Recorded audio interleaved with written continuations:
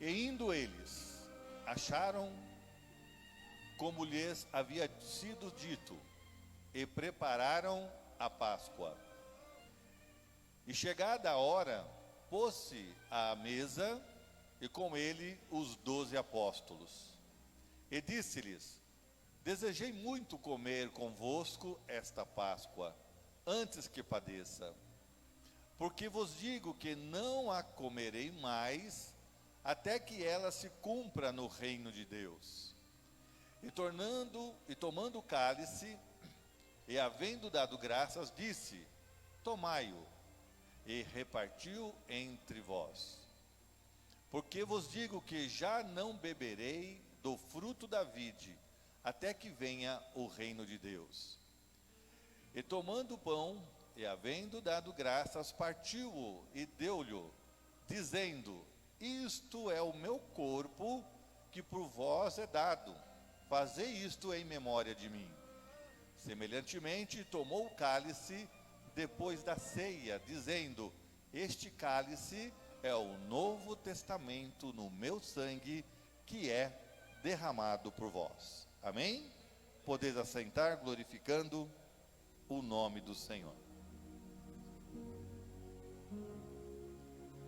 Hoje, domingo de Páscoa, né? Domingo em que uma das 3 religiões monoteístas comemora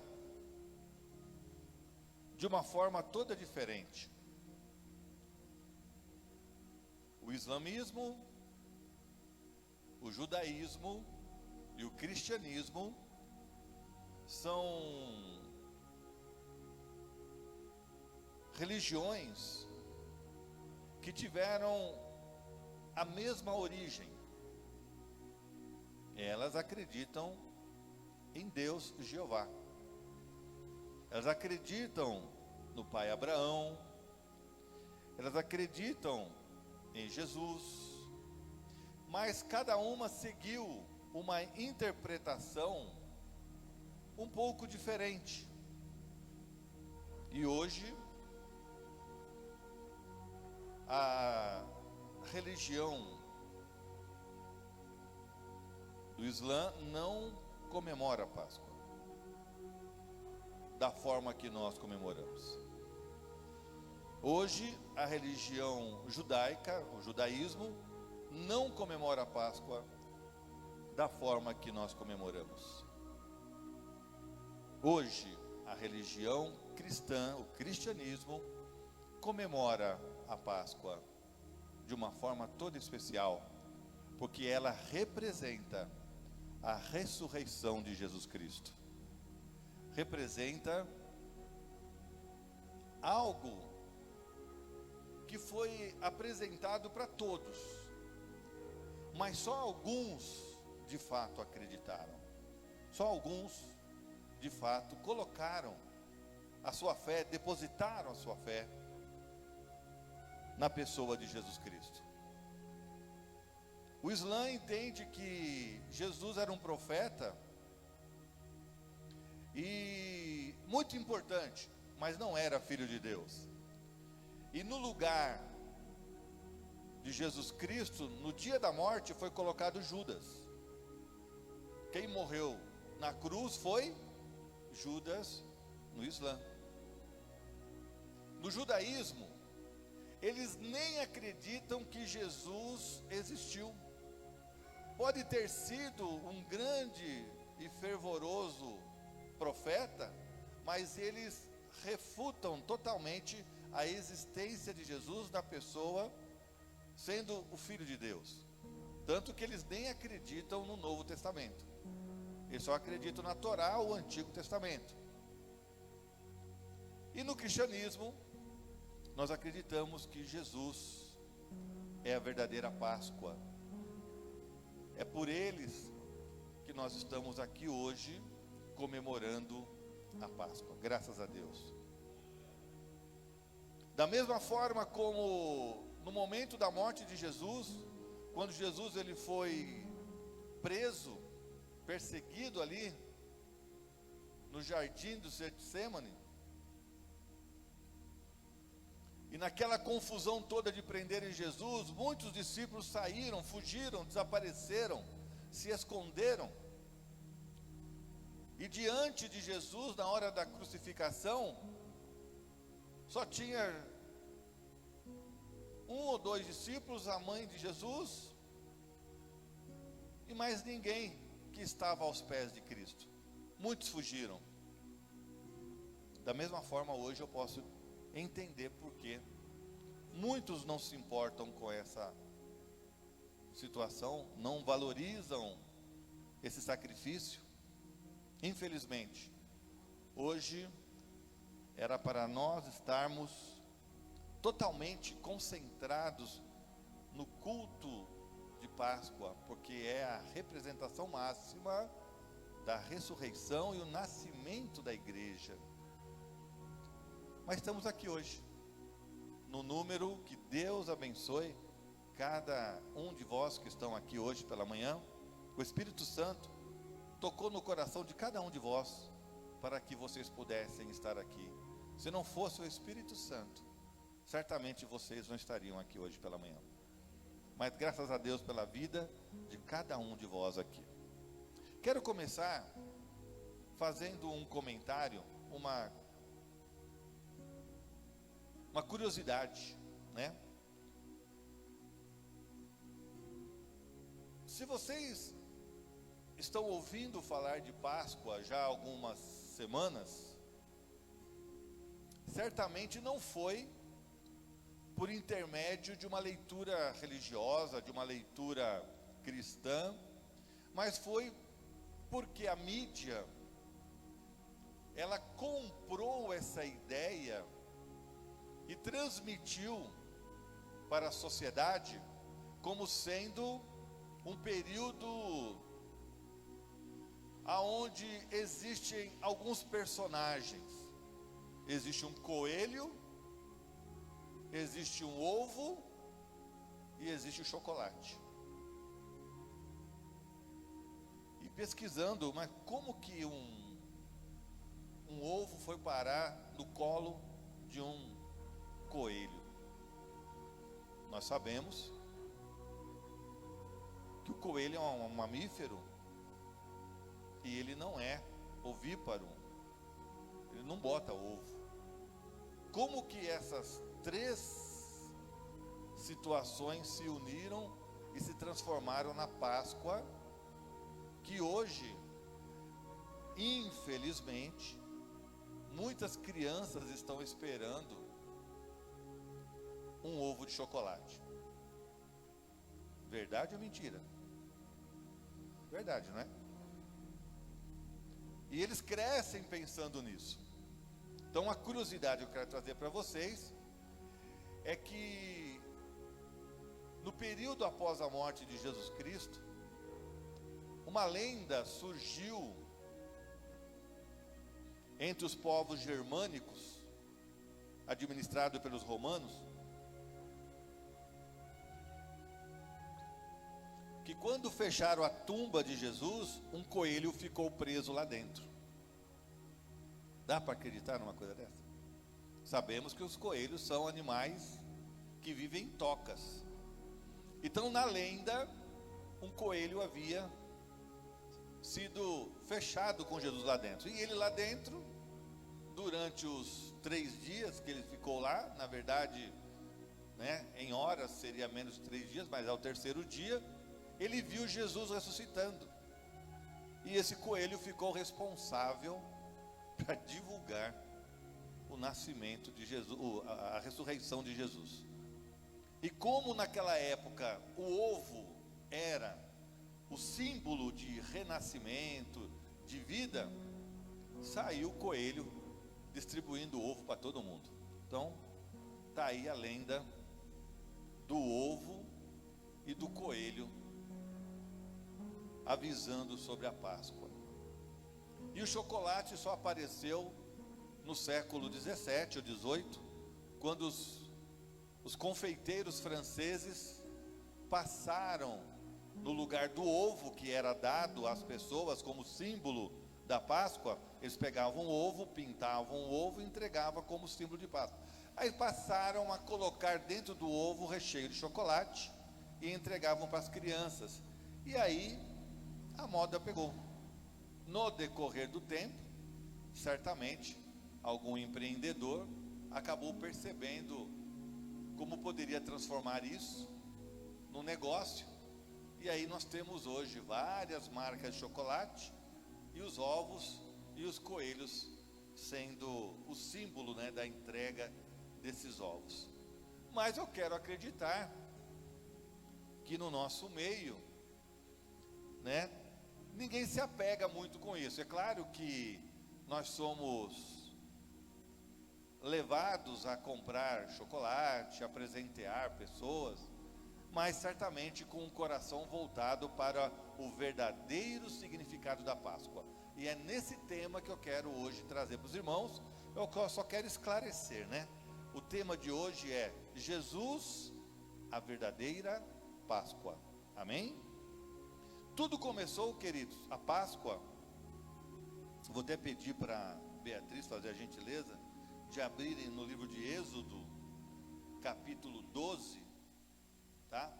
Vou pegar o verso 13 como o nosso parâmetro lá do Antigo Testamento.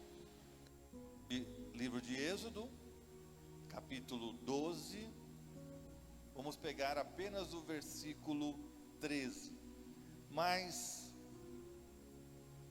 daí surgiu a verdadeira Páscoa. E aquele sangue vos será por sinal nas casas em que estiverdes. Vendo eu sangue, passarei por cima de vós, e não haverá entre vós praga de mortandade, quando eu ferir a terra do Egito. Podeis deixar nessa tela mesmo? Então, a parte principal é: passarei por cima de vós. Esta palavra no hebraico é passesh, que surgiu a denominação Páscoa. Então, quando você ouvir falar Páscoa, significa passei por cima de vós.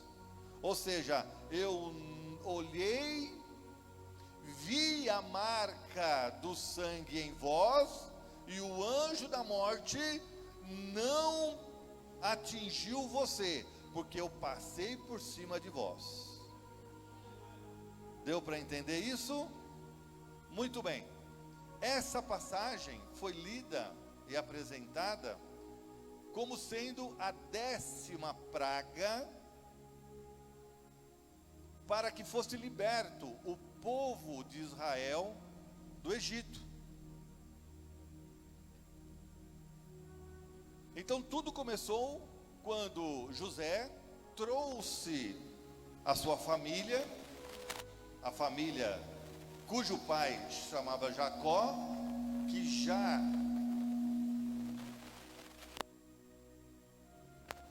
era chamado, foi mudado o seu nome para Israel. Então, quando ele volta, quando ele vai para o Egito, José, todos sabemos a história de José, ele traz sua família, mais ou menos 70 pessoas, e ele estabelece a sua família na cidade nas terras, ou na cidade de Gósen, no Egito. E lá, passado 400 anos, de 70 pessoas, essa multidão agora era aproximadamente 600.000 homens. Não eram contadas as mulheres nem as crianças, então nós estimamos que uma multidão próxima aí de 2 milhões de pessoas estavam nesse grupo de israelitas. E passado 400 anos, óbvio, José já não existia mais, já não era mais governador, os faraós esqueceram da contribuição de José para o Egito, e o povo de Israel era no número maior do que os egípcios. E eles tiveram medo que houvesse uma guerra civil, uma guerra entre eles, Israel, e os egípcios. Então eles passaram a subjugar esse povo, tornando-os escravos. E Deus chama um homem, escolhe um homem por nome Moisés, e Moisés então é separado para ser o libertador de Israel.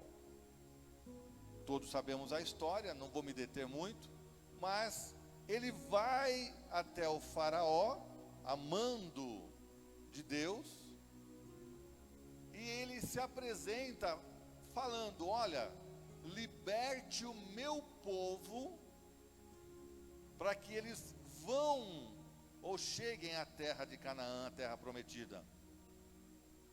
Só que havia ali uma promessa da parte de Deus, havia um mistério, havia algo, porque sempre que o rei, no caso o faraó, ele estava pendendo para libertar, diz a palavra que Deus endurecia o coração de faraó. Ou seja, havia ali um desejo da parte de Deus que chegasse até a 10ª praga. Entende o que eu estou falando? Então eu vou contar para vocês as pragas. A primeira praga: as águas tornaram-se em sangue. Depois, a praga das rãs. Segunda praga. Terceira praga, a praga dos piolhos. Interessante que, por conta disso, havia uma cultura dos egípcios de que eles eram carecas, com medo de pegarem piolho novamente. Então eles já cortavam o cabelo, eles não gostavam de pelos. Quarta praga, das moscas. A cada praga que era apresentada, o faraó estava pendendo para liberar, e aí chegava Deus e endurecia o coração do faraó, e faraó voltava atrás. Quinta praga, a praga das pestes nos animais. Sexta praga, a praga das úlceras, ou seja, feridas na pele. Sétima praga, a praga da saraiva, que era vento e fogo. A oitava praga, a praga dos gafanhotos. A nona praga, a praga das trevas. Todas essas pragas, queridos, eles atingiam somente os egípcios, não atingiam os israelitas. Essa praga era uma praga para afligir os egípcios. Todos aqueles que não acreditavam no Deus Jeová eram afligidos por essas pragas. E vocês percebam que a nona praga era a praga das trevas. Os egípcios, eles tinham um temor pela escuridão. Quando começava a escurecer, eles não saíam de casa. Era um temor tão grande por conta das suas divindades ali. Eles tinham medo que havia um Deus da escuridão que tomavam eles.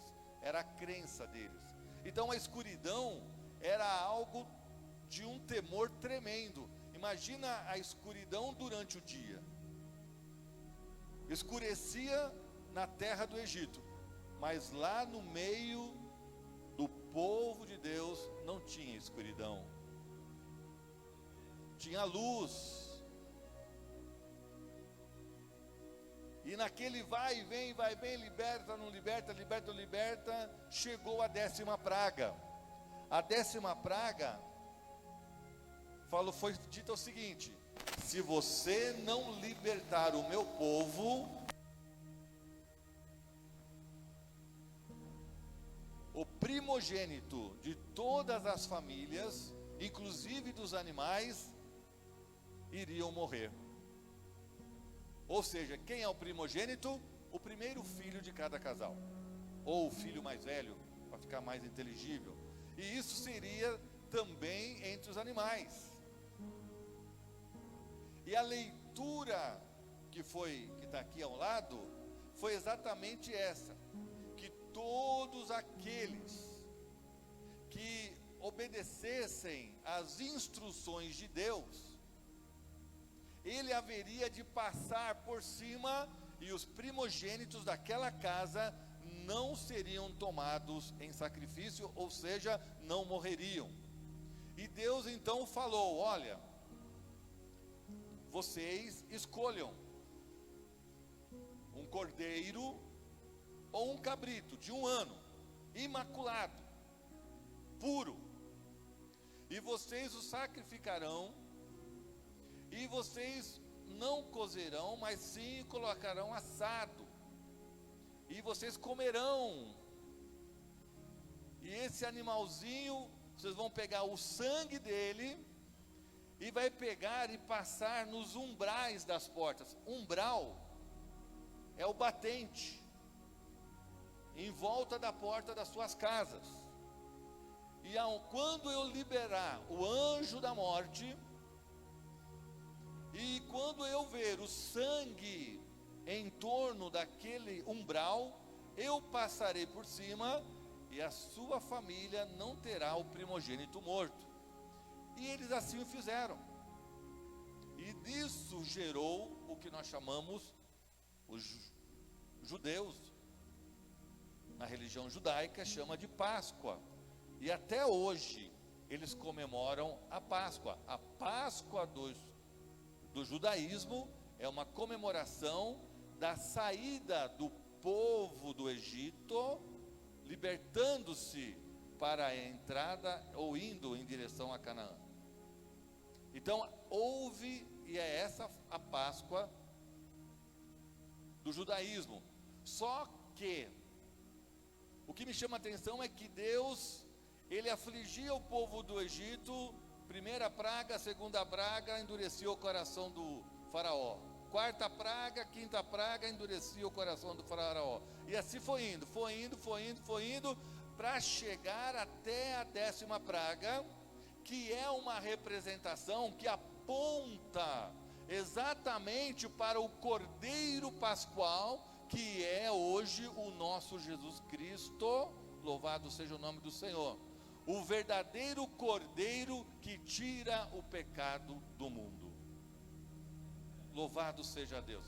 Então, foi necessário mais de 1000 anos, dessa época até chegar em Jesus Cristo, para que pudesse acontecer o que nós conhecemos, a história de Jesus. Jesus, ele é tão forte no seu nascimento, que o mundo, ele parou. Existe o mundo antes de Cristo e o mundo depois de Cristo. E quando Jesus nasce, traz a sua história. Aos 30 anos ele começa o seu ministério, e por volta dos 33 anos e meio, Jesus está exatamente no texto que foi lido aqui há pouco, no capítulo 22 de Lucas, quando ele fala assim, no versículo 15: desejei muito comer convosco esta Páscoa, antes que padeça. Jesus, ele já estava sendo preparado, e tudo apontava desde os tempos antigos, de que a verdadeira Páscoa não era mais a saída do povo lá do Egito, a libertação deles da forma material, e eles deveriam sair do jugo da escravidão. Mas a verdadeira Páscoa agora era a libertação do povo da escravidão do pecado. Não mais da escravidão do Egito, mas da escravidão do pecado. E hoje nós aqui estamos para comemorar um Jesus Cristo, o libertador de todos nós, que foi agora, e atingimos a oportunidade de não sermos mais escravos do pecado. Você agora está liberto do pecado. Você está agora liberto da oportunidade de morrer eternamente, mas agora há vida e vida eterna com Jesus na sua vida. Não é mais a oportunidade, não é mais para nós comemorarmos a saída do povo do Egito, mas sim a saída do povo do que simbolizava o Egito. O Egito hoje simboliza o mundo. Você não faz mais parte do mundo. Jesus fala: filhinhos, vós estáis no mundo, mas vocês não pertencem ao mundo mais. Vocês pertencem a Jesus Cristo. Vocês têm uma nova vida em Jesus Cristo. Então, essas comparações, elas são importantes para nós. Então vamos ver quais símbolos nós temos a certeza de que Jesus é o verdadeiro Cordeiro Pascal. Então, em Êxodo capítulo 12, passado 1445 anos, foi criado a Páscoa no modelo judaico, mas no cristianismo, a verdadeira Páscoa é Jesus Cristo. Nesta última Páscoa, na última ceia, lido aqui, Jesus participou com seus discípulos em Jerusalém, antes da sua crucificação. E essa Páscoa, ela passa a ter um novo significado. Então, a festa judaica não tem mais nada a ver com a nossa festa. Por isso que nós devemos, eu tenho certeza que todo mundo aqui tem essa consciência. A Páscoa não é coelhinho, não é ovo de chocolate. Tenho certeza disso. Então, quando você ouve falar em Páscoa, essa Páscoa, ela é agora comemorada conosco todos os meses, através da Santa Ceia do Senhor. O símbolo da Páscoa, se nós olharmos para trás, o Cordeiro Pascal e o sangue na verga, salvou o povo da morte, do anjo da morte. Hoje nós olhamos para Jesus Cristo, o verdadeiro Cordeiro Pascal, o seu sangue derramado na cruz do Calvário. Ele, agora nós não pegamos o sangue de Jesus e passamos na verga das portas, mas o sangue de Cristo está em nosso coração. Aleluia, louvado seja o nome do Senhor. O sangue de Cristo hoje, ele não faz parte mais de uma pequena parte, mas ele nos lavou inteiramente. O sangue de Cristo nos purificou de todo o pecado.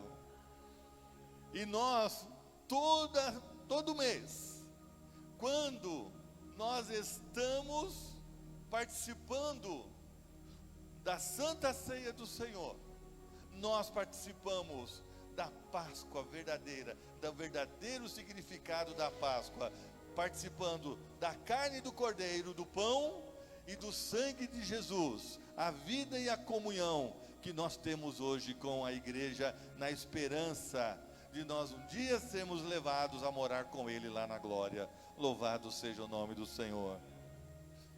Muito obrigado, Jesus. Muito obrigado, Senhor. Muito obrigado, Senhor, por tudo que o Senhor tem feito em nossas vidas. A Páscoa que hoje nós comemoramos é o próprio Jesus, crucificado, a exemplo daquele cordeiro morto. Jesus foi crucificado e morto para toda a humanidade. Louvado seja o nome do Senhor. E ele fala no versículo 20: semelhantemente tomou o cálice depois da ceia, dizendo: este cálice é o novo testamento no meu sangue. Em algumas versões fala: esse cálice é o nova aliança no meu sangue. Ou seja, uma nova aliança, uma nova perspectiva da importância que teve o Cordeiro Pascual para os dias atuais, essa nova aliança, esse novo testamento, nós vivemos a cada dia, todos os meses, quando nós participamos do corpo e do sangue de Cristo. E é por isso, querido, que nós dizemos aqui, todos os meses, que o culto mais importante do mês é o culto da Santa Ceia.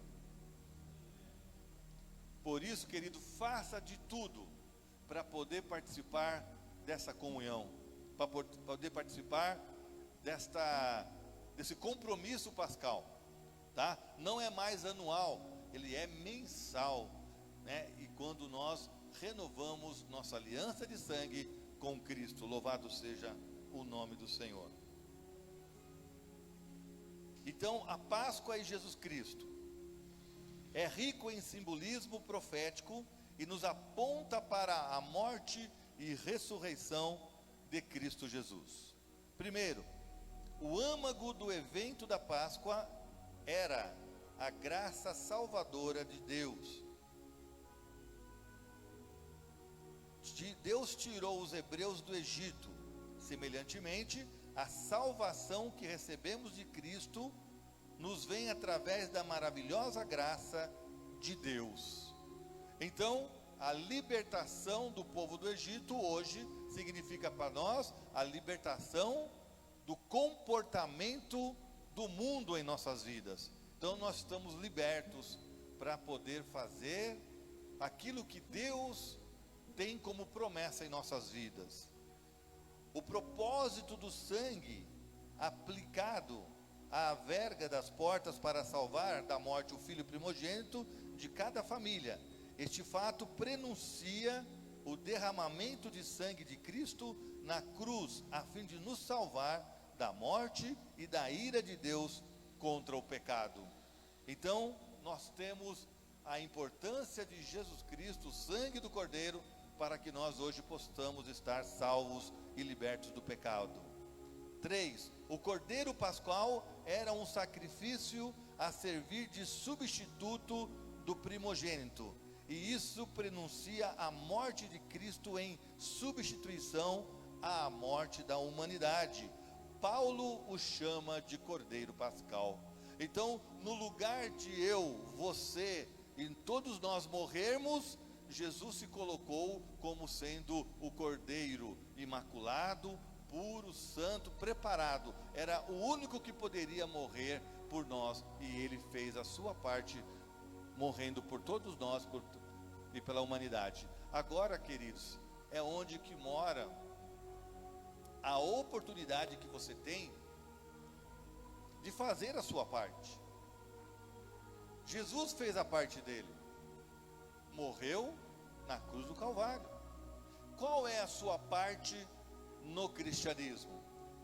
Seguir a Jesus, obedecer seus mandamentos, participar em comunhão no corpo e no sangue de Cristo, viver uma vida como se você fosse um espelho, um reflexo da própria vida de Cristo, aonde quer que você esteja, na escola, na sua família, na empresa, viajando, passeando, brincando, você é o reflexo de Cristo. A sua parte é essa agora, na ministração, no lugar do que Cristo te preparou e te deu essa oportunidade. Louvado seja o nome do Senhor. 4, o cordeiro macho separado para a morte deveria ser sem mácula, e esse fato prefigura a impecabilidade de Cristo, o perfeito Filho de Deus. Se lá no passado tinha que ser um cordeiro ou um cabritinho de 1 ano, imaculado, e o sangue dele tinha a representação do que foi falado, não poderia nem ser quebrado os ossos. Da mesma forma, Jesus, na cruz do Calvário, o sangue dele foi derramado, e nenhum osso dele foi quebrado, para a honra e glória do nome do Senhor. Nenhum osso dele foi quebrado, para se cumprir nas Escrituras a importância e a prefiguração do Cordeiro Pascual, lá do Antigo Testamento, para Jesus no cristianismo. 5, alimentar-se do Cordeiro representava a identificação da comunidade israelita com a morte do cordeiro. Da mesma forma, realizamos a continuação deste ato através da Santa Ceia do Senhor, como um memorial perpétuo, né? Se vocês pegarem, né, 1 Coríntios 11, 23 em diante, vocês vão ler, vão acompanhar a leitura da Santa Ceia. E sempre que comerdes em memória de mim, ele fala bem claro isso, ou seja, quando vocês forem lembrar desse ato, façam de forma aonde existe toda aquela regra, né? Apresentar o sangue, e o que representa, né, a uva, o vinho representa o sangue de Cristo, e o pão representa o corpo de Cristo. E hoje nós participamos da Santa Ceia do Senhor por conta disso.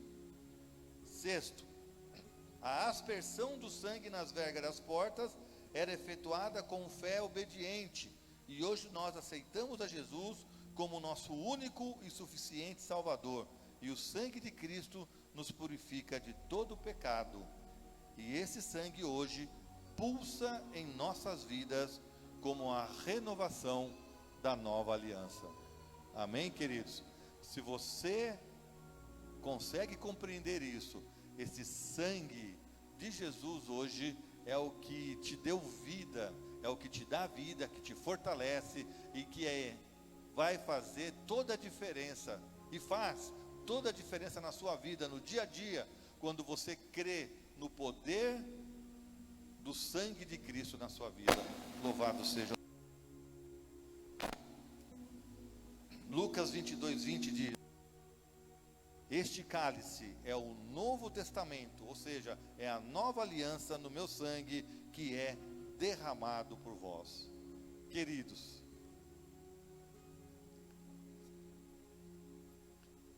é maravilhoso nós podermos, num ato de reflexão, como nos é dado hoje, de compreendermos que nada que Deus fez foi algo em vão, nada do que Ele fez foi algo lançado no ar, um caos, ou de forma sem motivos.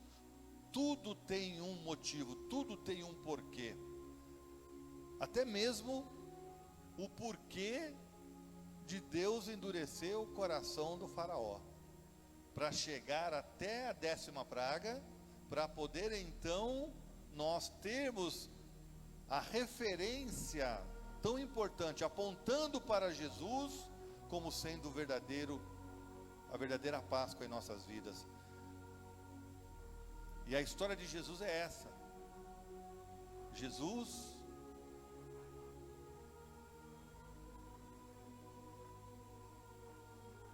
na sexta-feira, na verdade na quinta-feira ele foi preso, numa quinta-feira, passou a madrugada sendo julgado, ele foi humilhado, cuspido, foi vituperado, chicoteado.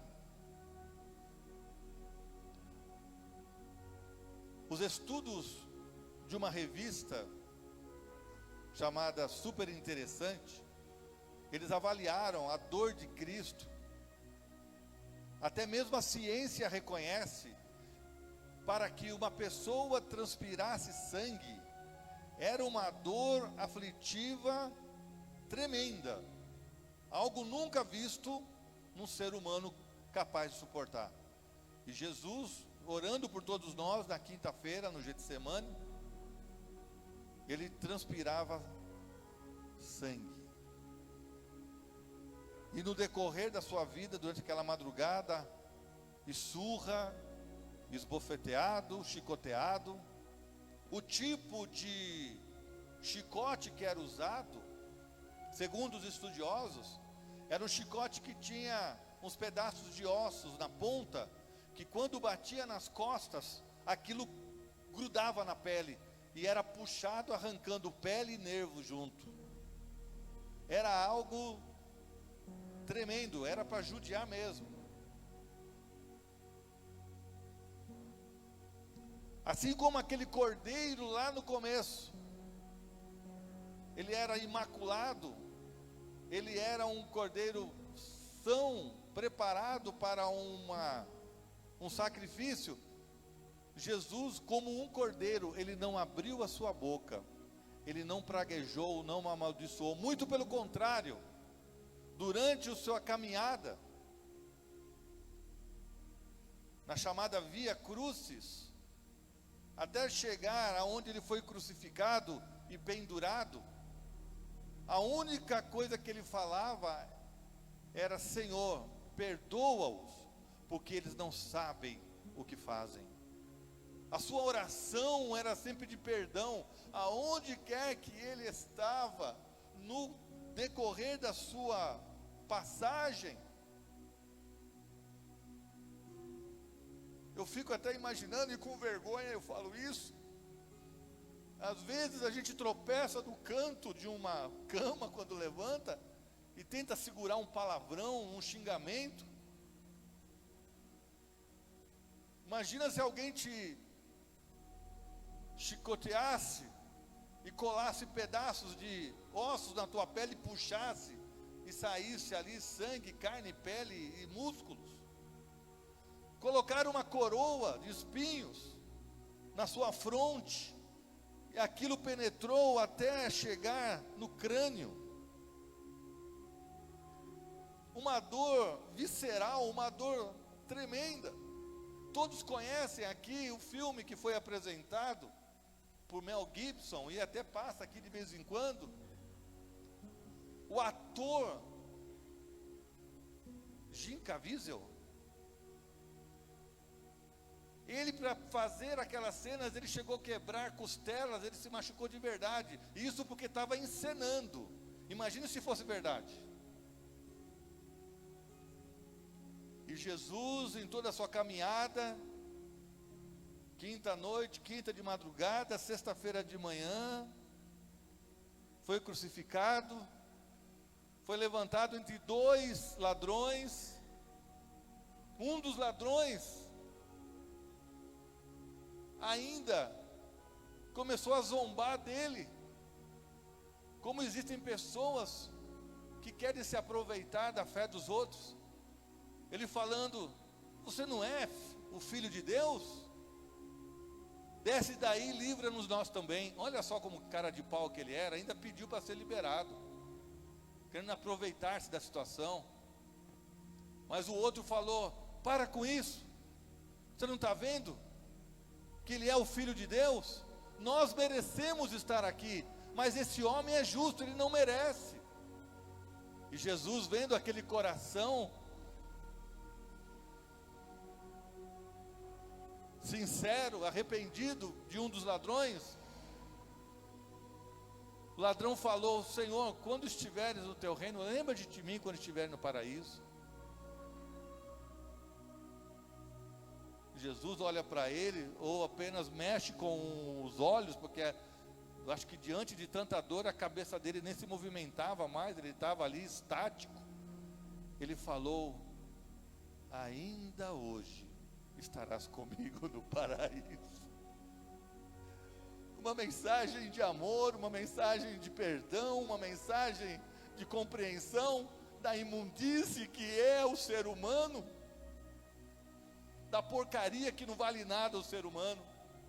Mas Jesus, com amor, ele venceu. E diante daquele sofrimento, diante daquela angústia, eu tenho certeza, querido, que se Jesus não entregasse a sua vida, ele estaria vivo até hoje, porque a morte não tinha poder sobre ele. Mas tinha que se cumprir, e ele fala: tetelestai, eis que te entrego, papai, o meu espírito, tudo está consumado. E Deus, e Jesus, ele entrega o seu espírito e ele morre. Aí acontece então tudo aquilo que a gente já conhece. Descem ele da cruz antes das 6 da tarde, levam ele para uma sepultura, que é uma pedra escavada na rocha, levam seu corpo, embrulham em lençóis, como é costume. Todo mundo ali triste, os seus discípulos medrosos fugiram. Alguns até, eu diria que se desviou, porque voltaram a fazer o que faziam antes. Passou o sábado inteiro, o pessoal preocupado, se preparando estratégias para poder dar um banho no corpo de Jesus, que não tiveram nem tempo de fazer alguma coisa nesse sentido. Maria, não a sua mãe, Maria, pega lá um unguento, pega as coisas que precisa, sai correndo. Quando chega lá na sepultura, ele olha, a pedra estava removida. A pedra estava removida, ela olha, quando ela adentra, o anjo fala: por que buscais o vivo entre os mortos? Jesus ressuscitou, Jesus ressuscitou, Ele está vivo, e Ele vive para sempre, e Ele hoje está passando aqui no meio da igreja. Ele está contemplando cada coração que de fato conhece e reconhece o sacrifício vicário dele. E eu tenho certeza que nesta igreja, por pequena que seja, ainda existem aqueles que sabem o valor da morte vicária de Jesus Cristo na cruz do Calvário. Louvado seja o nome do Senhor. E nesta manhã de Páscoa, hoje eu me alegro, eu choro pelo sentimento do Espírito que me atrai, mas eu me alegro que este amor me alcançou. Eu não merecia, mas esse amor me alcançou, e hoje estamos aqui comemorando a verdadeira Páscoa de Jesus Cristo, porque não é uma Páscoa voltada em símbolos religiosos, não é voltada em símbolos de animais, não é uma Páscoa voltada em coelho, ovos de Páscoa ou ovos de chocolate, porque eu olho para a cruz e não vejo o meu Jesus pendurado. Ele ressuscitou, Ele não está aqui na cruz, Ele está no meu coração, e o seu sangue, Ele passeia, Ele circula na minha vida, Ele circula na vida da igreja, Ele circula e na vida que está crente, na vida que está viva, na vida daqueles que estão realmente comprometidos com o seu evangelho. Louvado seja o nome do Senhor. Grande é o teu amor, Senhor, muito obrigado. Jesus ressuscitou, e o que me alegra, louvado seja. Existe uma passagem que fala, Jesus no caminho de Emaús, 2 discípulos estavam a caminho de Emaús, e um homem se juntou a eles.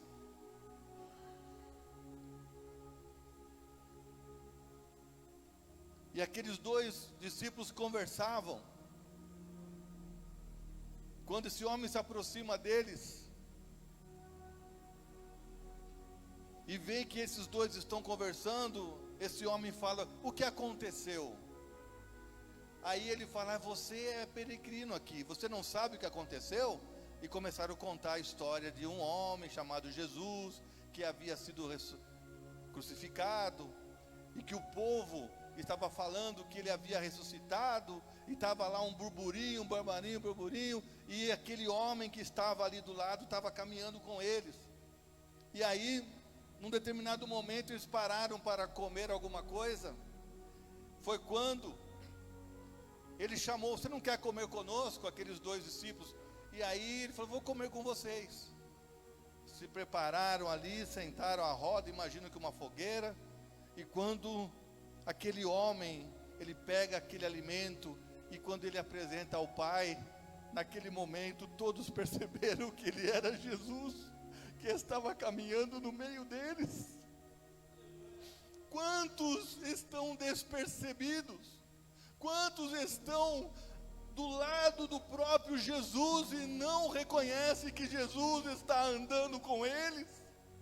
Infelizmente tem muita gente assim. infelizmente, me lembra de um testemunho de uma pastora. Ela todo dia levantava e falava: Senhor, Senhor, eu te convido para tomar café comigo, todo dia. Talvez você faça isso. Eu convido todo dia o Espírito Santo para sentar do meu lado no carro, para ir para Pirassununga, para voltar. Todo dia eu peço para ele ir comigo e voltar, sempre, sempre, sempre. Converso com ele como se tivesse alguém do meu lado. E essa irmã, todo dia levantava e falava: Senhor, toma café comigo. Todo dia convidava Jesus para tomar café com ela. Aí um dia, o coração dela ardeu e ela ouviu: hoje eu vou tomar café com você. E ela então ficou naquela esperança: como que vai ser isso? E ela caminhando, ela se deparou com um homem maltrapilho, no chão, totalmente, aqueles bem desarrumado mesmo. E ela passou por ele e ofereceu: você quer tomar um café comigo? Aquele homem levantou a cabeça, com um olhar e um sorriso lindo, ela disse, e falou: hoje eu vou tomar um café com você. E ela levou aquele mendigo, levou até o local, tomaram um café juntos. E quando ela foi pagar, quando ela voltou, aquele homem desapareceu. Às vezes, Jesus aparece para você de uma forma toda inusitada, mas Ele não vai aparecer para você de uma forma, toda resplandecente, cheiroso, com um Porsche, com um carro de primeira. Ele vai aparecer no modelo mais simples para verificar se você está refletindo o rosto de Cristo, o comportamento de Cristo, porque Jesus era aquele que, quando ele estava no meio da multidão, ele estava no meio das prostitutas, no meio dos publicanos, no meio dos pobres, no meio das pessoas doentes, no meio dos leprosos, porque aonde ele estava, alguma coisa acontecia, tudo se transformava. Eu quero que você seja esta pessoa na pessoa de Jesus Cristo. Fiquemos de pé, por favor, queridos. Coloca para mim aquela música lá, por favor.